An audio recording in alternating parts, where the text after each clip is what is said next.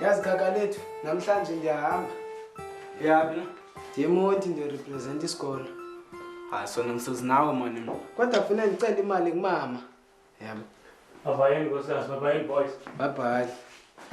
Intoni awuyi apha ndizokunika imali maxa ngakho baza kwenza umsebenzi wendlu.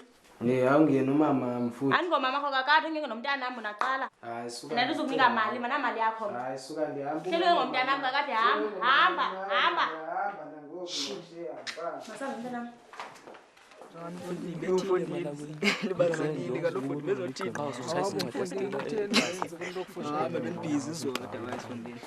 Ekusevusa kancane sani. Uhlukana nami. Hayibo. Senza njalo umjinto eplaza. Qhubeka lokho.